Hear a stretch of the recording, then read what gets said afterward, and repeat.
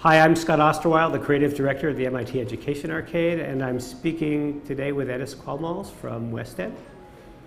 Okay, I am Edis Qualmals. I am the Director of Technology Enhanced Assessment and Learning Systems at WestEd within their STEM program. My background is in cognitive science, educational psychology, assessment design, which I've been engaging in for about 40 years. Great. Widely spread now, we're still in an era, I believe, where the predominant assessment format tends to be very tightly structured, multiple choice responses. So we're still in an era of simply applying to an online environment what we've had in a print environment.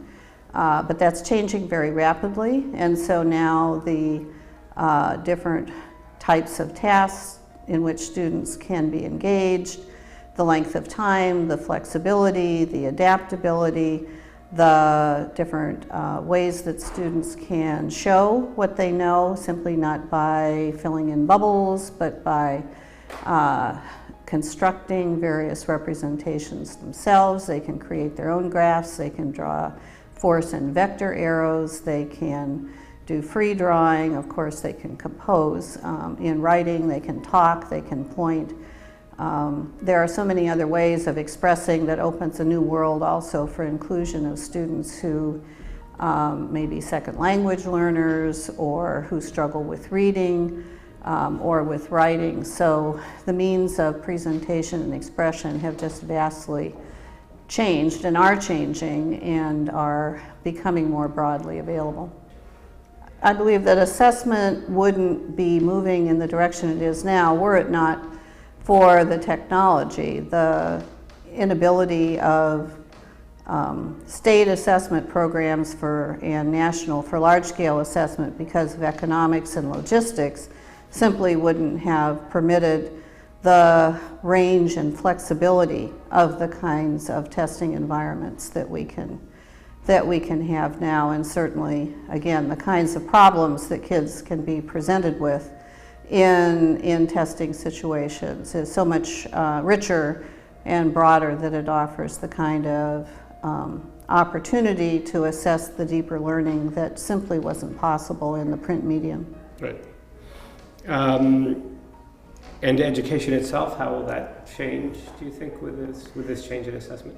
Well, I think it already is evolving more slowly in wide-scale practice than it is in the research and development area, because we see immediate applications on a broad scale being possible by simply taking courses and having lectures online or taking textbooks and having them being read online.